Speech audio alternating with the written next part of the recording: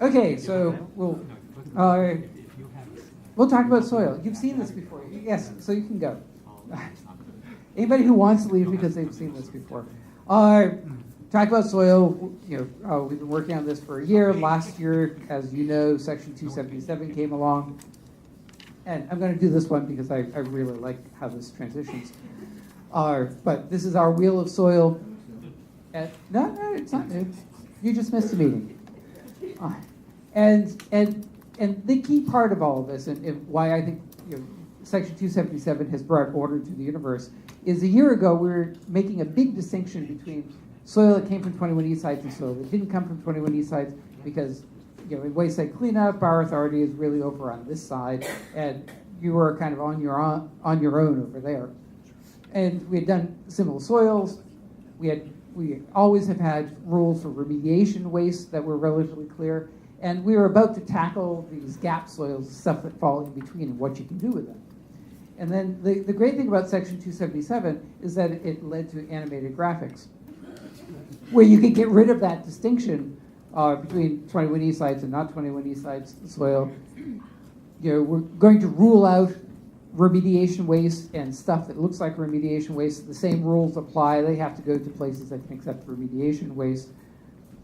And then we can kind of blur the distinction and focus on the stuff that isn't remediation waste. So by definition, that's material that is uncontaminated soil, right? Because of its remediation waste is contaminated soil. So uncontaminated soil, we could answer the question, well, where is it okay to send this stuff, and what's the process?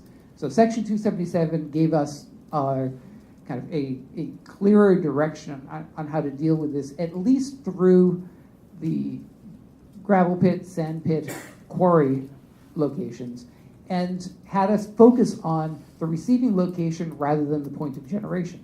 So we wouldn't have to worry about whether it's coming from a 21E site or coming from a non-21E site. What we're really focusing on is, where is it going? Where is it ending up? And what are the rules that apply there? So the policy that came out in August 28th is what we had been working on. You had seen the drafts, commented on the earlier drafts. And this isn't going to work. This is a commissioner's level policy because it kind of spans a couple bureaus, kind of waste site cleanup and the Bureau of Air and Waste and all of that. So it was felt it would be better being a broader policy similar to COM 97. This is COM 15, but unlike COM 97, this is specific to the, instead of landfills, the quarries, gravel pits, sand pits. It's specifically applicable to those quarries, sand pits, and gravel pits taking greater than 100,000 cubic yards of soil, and applicable to those locations that will begin accepting material and locations that have been taking soil now kind of on an at-risk basis and plan on continuing to accept that after October 31st. So we built in a few months if you want to if you have one of those facilities you want to wind down, kind of ease out gracefully, you could. But if you're gravel pit, quarry, sand pit taking material, you really should be looking at getting approval from the department. And the approval is in the form of an administrative consent order. And if I say administrative consent order to you guys, you usually think, ooh, enforcement. A little chill runs up and down your spine. And what we're trying to do here is kind of focus on that as the tool. It's not enforcement oriented. It's not an indication of if something has gone wrong. It is, fortunately or unfortunately, the tool that we have available to us to approve or to permit the operations at the quarry, sand pit, gravel pit. So I've been trying, rather than focusing on the words ACO, to talk about it as an approval, as a permit, and would encourage you to do it, but keep in mind that the tool that we're using to do that approval is the administrative consent order. So the implications of this policy are, on the one hand, they're great, and it gives direction, and I think it brings, like I said, it brings order to the universe. On the other hand, it's fairly minimal. Because it does not absolutely require that all sand pits, gravel pits, quarries come in. But what it does is try to make a clear statement that there are benefits to coming in and getting a permit and approval. The primary benefit is that it qualifies that approved facility to have a notification exemption from the MCP.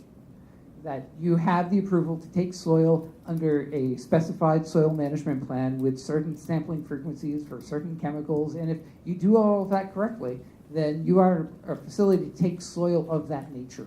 And that if somebody comes along at some point in the future and samples that soil and finds a concentration greater than a reportable concentration, then it's not notifiable. You don't have to come back to us because we already worked with you to lay out the groundwork and the requirements for the soil that comes in. And we recognize that, yeah, there could probably be some.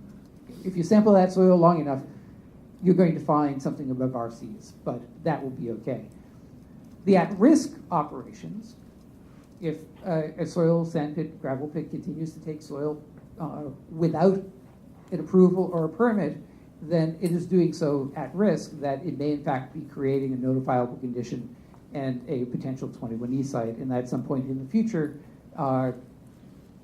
that notification may have to take place, and there may need to be an assessment done, and depending upon what's found, there may be remediation that needs to occur.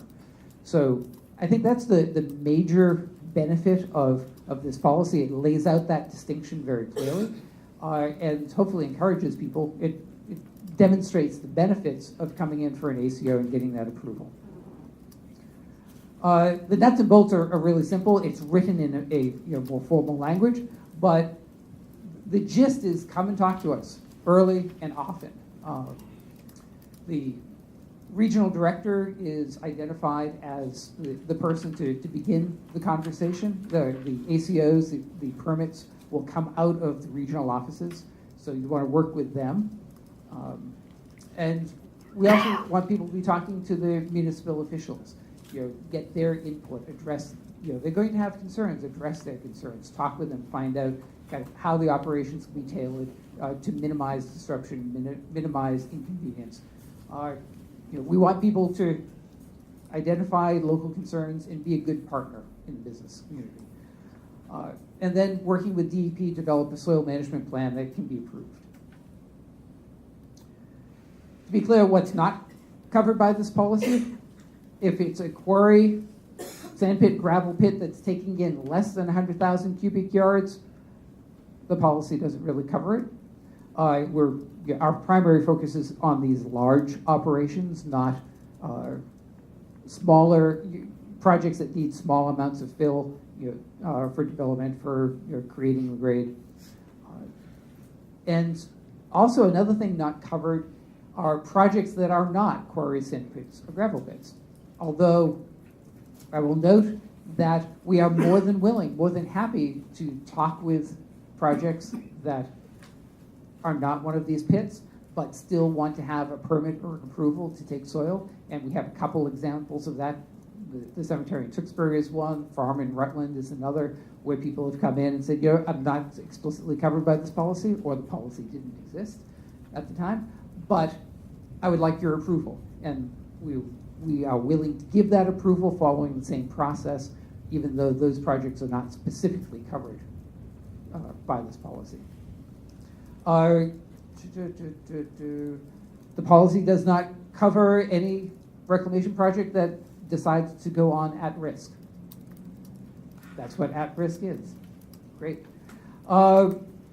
Excavation projects. The focus is on the receiving location, not the point of origin. So we have no goal.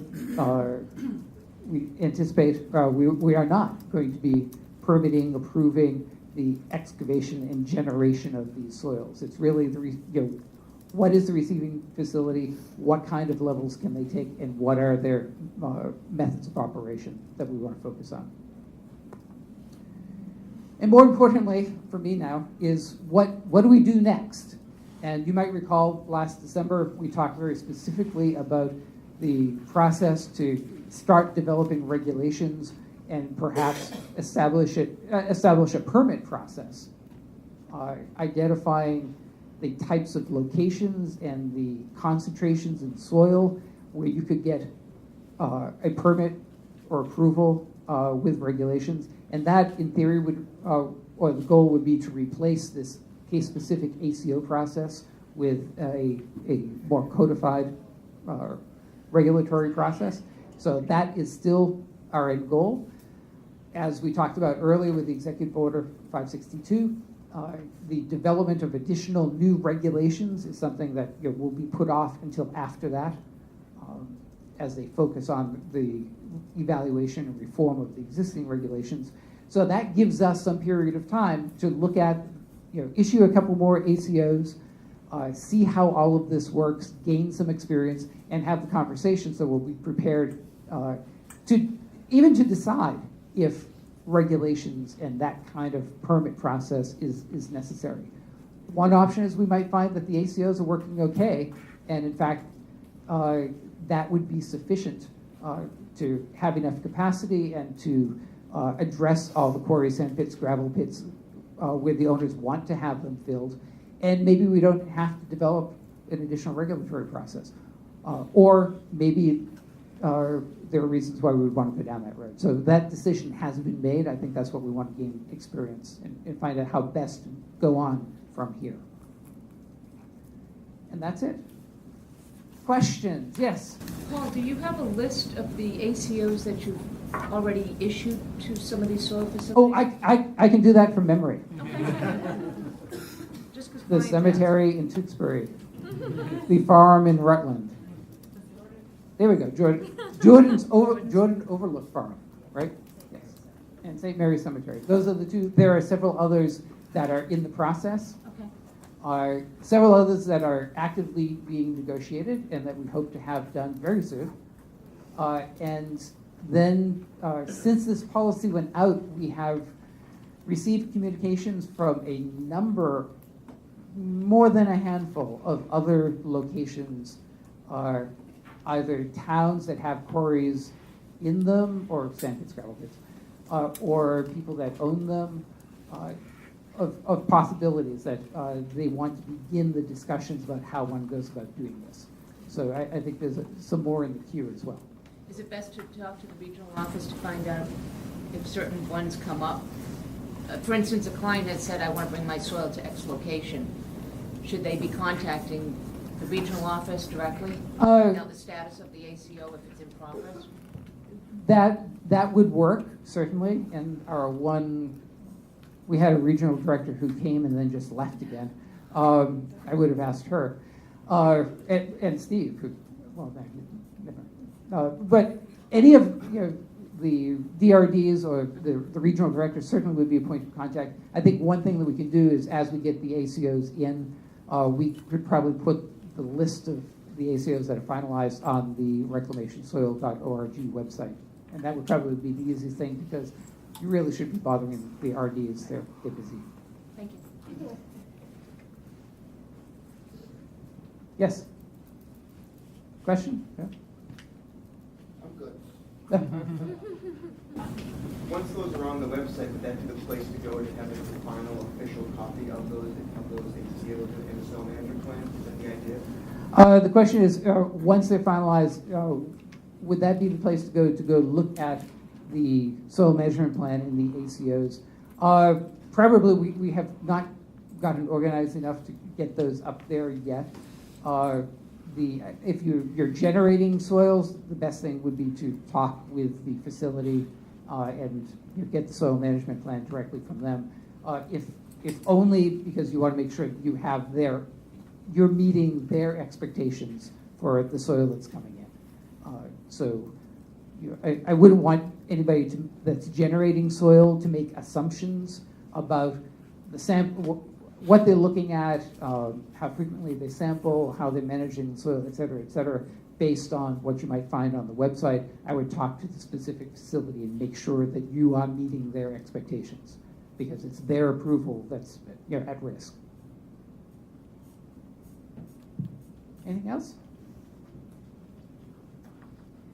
See, that's why I wasn't worried when we were behind, because we could make it up. So thank you, and thank you for your input today, and see you in December. right, thank you.